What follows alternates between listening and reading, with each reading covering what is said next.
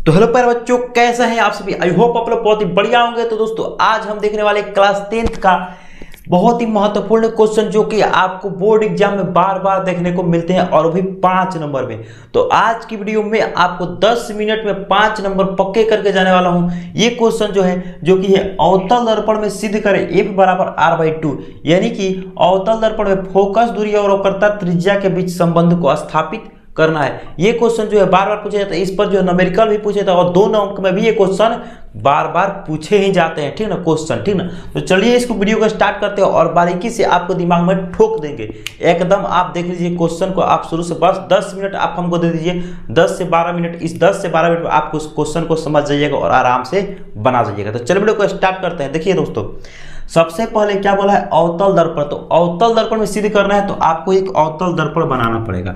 तो अवतल दर्पण कैसे बनाते हैं बच्चों, ऐसे बनाते हैं, यही तो है ना। लेकिन इसमें रंगना कहाँ से होता है, बाहर की तरफ से। ऐसा दर्पण जिसका परावर्तक सतह क्या हो, धंसा हुआ हो। देखिए इसका परावर्तक सतह क्या हुआ है, धंसा हुआ है। तो ये कौन सा दर्पण हो जाएगा, अवतल दर्पण, ठीक है। ये आपका कौन सा दर्पण है, अवतल दर्पण। मैं इसको थोड़ा ठीक से बना लेता हूं। अवतल दर्पण, और आपको क्या करना है, कलई कर देना है, पेंट यहाँ पे कर देना है, ठीक है। और अवतल दर्पण है तो इसमें मैं वक्रता प्रधान अक्ष भी बनाऊंगा। तो हमने क्या किया, प्रधान अक्ष भी बना दिया, प्रधान अक्ष। और इसको क्या बोलते हैं, P यानी कि ध्रुव बोलते हैं। और ये हम इस दर्पण का नाम देते हैं M और N, ठीक है। ये दर्पण का क्या है, नाम दे दिया, ओके। अब हम कोई एक नियम पढ़े होंगे, क्या था, जब हम वस्तु को प्रधान अक्ष के समानांतर जाती है, हमने क्या किया, एक प्रधान अक्ष से समानांतर रेखा खींचा। सबसे पहले तो आपको डायग्राम बनाने आने चाहिए। डायग्राम बन जाएगा, फिर आपको सब कुछ सॉल्व हो जाएगा। डायग्राम बनाने के, डायग्राम बनाएंगे, एक प्रधान अक्ष के समानांतर रेखा गुजारेंगे। और जब ये गुजरेगा तो ये प्रधान अक्ष से गुजरेगा तो ये परावर्तन से कहाँ से गुजरेगा, तो फोकस से होकर के वापस आएगा, फोकस। तो यहाँ से क्या हो जाएगा, जब प्रधान अक्ष से समानांतर जाता है तो फोकस से आता है, तो ये क्या हो जाएगा, आपका फोकस हो जाएगा। और यहाँ पे हम क्या लगा देते हैं, सी लगा देते हैं, ठीक है। और जो प्रकाश की किरणें जो गई है ना, उसको हम नाम देते हैं, इसको हम नाम देते हैं ए, और इसका नाम क्या लगा देंगे, बी, ठीक है। ये ए बी क्या है, आपतित किरण हो जाएगी, किसके लिए, दर्पण के लिए, ठीक है। ये अगर ये आ रही है दर्पण परावर्तन, ये दर्पण पे, तो ये आपतित किरण हो जाएगी, जो कि परावर्तन से कहाँ से गुजर रही है, फोकस से होकर गुजर रही है, ठीक है। और जब देखिए, जब एक किरण आती है, हमने परावर्तन के नियम से पढ़ा है, जब कोई किरणें आती है, परावर्तित होती है, तो इसके बीच क्या बनता है, अभिलंब बन जाता है, ठीक है। तो हम उसी नियम के आधार पर भी ये किरणें, देखिए ये किरण यदि यहाँ से आई है, यहाँ से गुजरी है, तो इस पर एक अभिलंब बनेगा। तो हम यहाँ पे एक अभिलंब भी बना देते हैं, ठीक है। बिकॉज ये सब चीज़ें जो बेसिक चीज़ें आप जो है पढ़ चुके होंगे, ठीक है। तो हमने क्या किया प्यारे बच्चों, यहाँ पे एक अभिलंब बना दिए, ठीक है। अब देखिए, जब ये अभिलंब बनता है तो एक जो होता है, जो आती है और अभिलंब के बीच वाले कोण को क्या कहते हैं, आपतन कोण। तो इसका नाम कच्ची लगाते हैं हम यहाँ पे, कोण आई, ठीक है। और जो किरणें परावर्तित होती है उसके बीच में कौन सा कोण बनता है, परावर्तन, जिसको बोलते हैं कोण आर, ठीक है। और एक और बात, आप एकांतर कोण पढ़े होंगे। जब दो किरणें समानांतर होती है तो ऐसा कोई भी काटता है तो एकांतर कोण से ये कोण जो है किसके बराबर हो जाता है आपको, तो इसके बराबर हो जाता है, ठीक है। सॉरी, इसके बराबर नहीं होता है बल्कि इसके बराबर हो जाता है, ठीक है। उसी प्रकार देखिए, उसी प्रकार हम यहाँ पे अगर ये वाला कोण आई है, आई अगर पर आपतित किरण आई है, तो ये वाला कोण कितना होगा, इसके अपोजिट ये हो जाएगा, तो ये क्या होगा, एकांतर कोण से ये भी कोण आई हो जाएगा। बोलिए होगा या नहीं, ऐसे आप पढ़े होंगे। जब ऐसे काटता है तो यहाँ पे ये जितना होता है उतना ही ये क्या होता है, ये भी हो जाता है, किससे, आप एकांतर कोण से, अंतः एकांतर कोण से। तो हमने क्या किया, अंतः एकांतर कोण से इसको भी बराबर कर लिया। आई होप आपको इतना समझ में आया होगा। अगर आपको इतना समझ में आया है तो आप सिद्ध कर चुके हैं, ठीक है। आप सिद्ध कर चुके हैं, ठीक ना।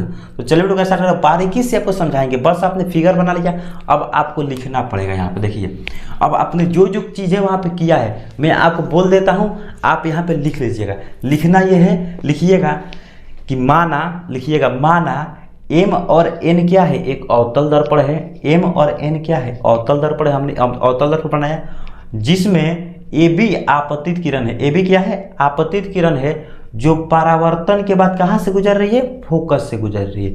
जो परावर्तन के बाद कहाँ से गुजर रही है, फोकस से गुजर रही है। इतना बात आप लिख दीजिएगा। उसके बाद लिखिएगा जिसमें C क्या है तो वक्रता केंद्र है और P क्या है तो दर्पण का ध्रुव है।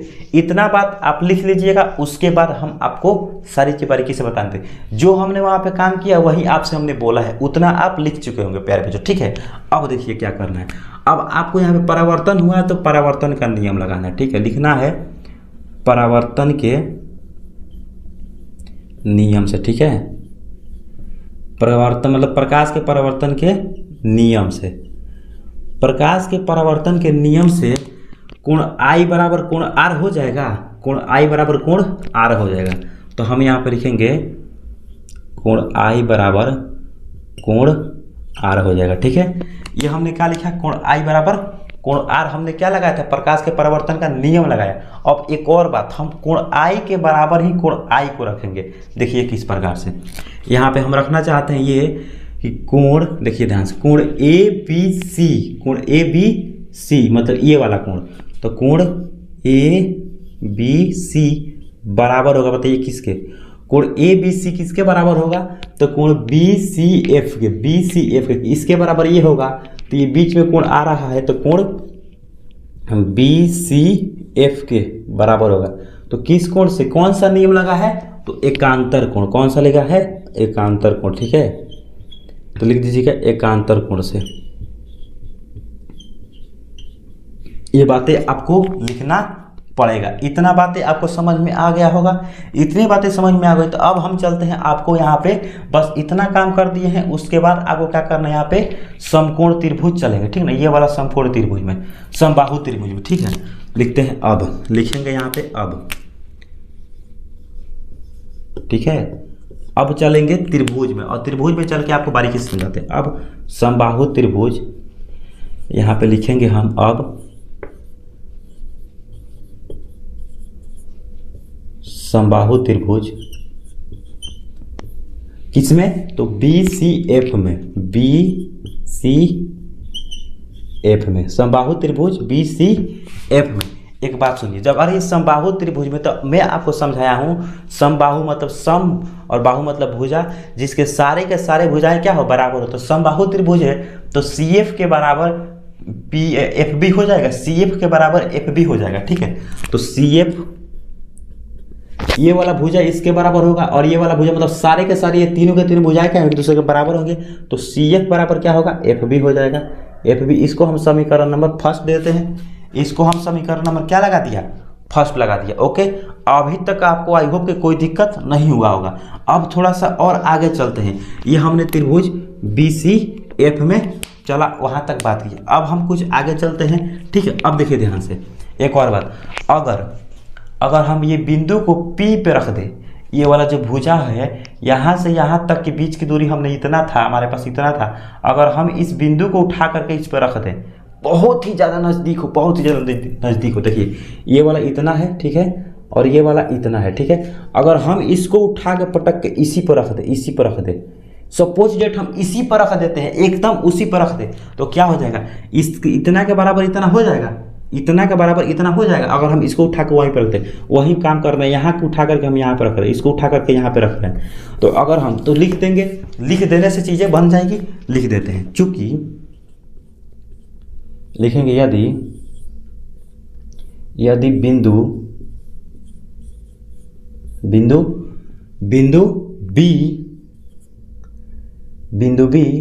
बिंदु P के काफी निकट हो ना, ऐसे लिख देते हैं, बिंदु P के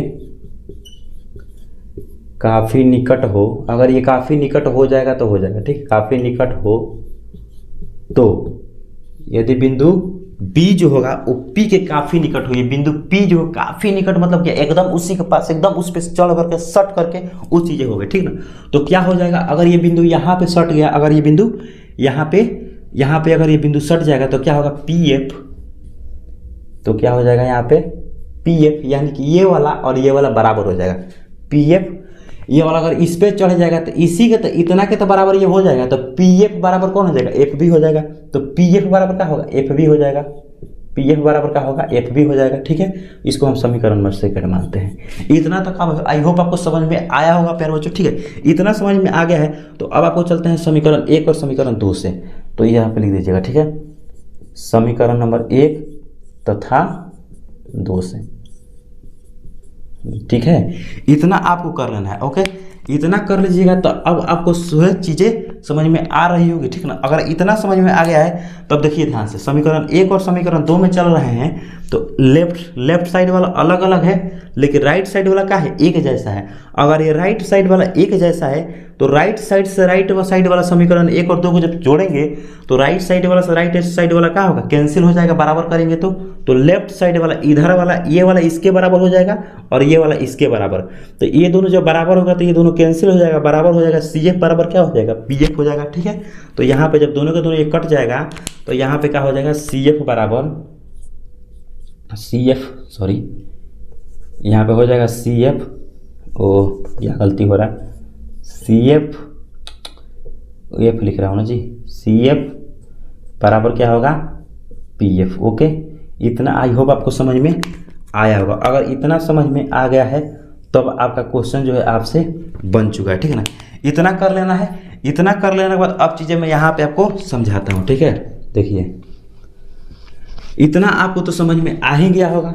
इतना अगर समझ में आ गया है तब देखिए आपको क्या करना है। इतना तक आपको समझ में आ गया तो इतना का काम बस ये करना है ना, ताकि अब देखिए अब फिगर में फिर से समझने चलते हैं। देखिए यहाँ से ये फिगर, ये इतना समझ में आ गया है, समझ में नहीं तो फिर से वीडियो देख सकते हैं। ठीक ना, समझ में आ जाएगा। यहाँ देखिए, यहाँ पे इतना से इतना तक पी, यहाँ पे थोड़ा सा बेसिक समझाता हूँ। पी से लेकर के सी तक, पी से लेकर के सी तक, अगर मैं पी से लेकर के सी तक की बात करता हूँ बाबू, तो पी से लेकर सी तक है तो इतना जितना होगा ये और इतना जितना होगा ये दोनों को जोड़ करके ही तो ये बड़ा वाला बनेगा। इतना का और इतना का, इन दोनों को जोड़ेंगे तब तो ये बड़ा वाला बनेगा। इसके बीच की दूरी जितना होगा, इसके बीच की दूरी जितना होगा, मान लीजिए जिसके बीच की दूरी 3 है, इसके बीच की दूरी 3 है, तो दोनों को जोड़ेंगे तब तो 6 होगा, यानी पीएफ बनेगा। तो पीएफ बनाने के लिए हमको पीएफ और सीएफ दोनों को जोड़ना पड़ेगा। ठीक है, तो यही बात हम यहाँ पे थोड़ा सा लॉजिक लगाएंगे। ओके, करेंगे, लिखेंगे, हम जानते हैं। ठीक है, हम जानते हैं कि देखिए ये बातें आपको लिख देने से एग्जामिनर को मन में लगता है कि बच्चा क्या है, पढ़ा लिखा है और बच्चा वाकई में वो चीज़ वो पढ़ा है और बच्चा जो है जानता है। ठीक है, तो ये बातें आप लिख दीजिएगा। ठीक है, हम जानते हैं कि पीसी बराबर होता है पीएफ, चाहे एफपी पीएफ प्लस किसके, तो सीएफ के। ठीक है, सीएफ के। ओके, यहाँ तक आई होप आपको समझ में आ गया होगा। अब देखिए हमको निकालना क्या है, आर। तो P से लेकर के बीच की दूरी को हम क्या बोलते हैं, आर बोलते हैं। वक्रता त्रिज्या ध्रुव तथा वक्रता केंद्र के बीच की दूरी को क्या कहते हैं, त्रिज्या आर बोलते हैं। तो हमको क्या निकल जाएगा यहाँ से, पीएफ को क्या लिख सकते हैं, यहाँ पे आर लिख सकते हैं। ठीक है, आर लिख सकते हैं। अब हमको क्या चाहिए, एफ बराबर r/2 चाहिए। तो हमारे पास r निकल गया, तो बाटा में 2 चाहिए, तो इधर हमारे पास 2f बनेगा, तब तो जाके इधर वाला जब इसको भेजेंगे बाटा में आएगा, वही वाला काम कर रहा है। देखिए ध्यान से, यहाँ पे पीएफ है, यहाँ पे पीएफ है। तो पीएफ, एफ ध्रुव तथा फोकस के बीच की दूरी को फोकस दूरी कहते हैं। तो पीएफ अगर एफ है तो इसको भी हमको पीएफ में चेंज कर देंगे, क्योंकि यहाँ देखिए सीएफ बराबर ही तो पीएफ होता है, सीएफ बराबर पीएफ होता है।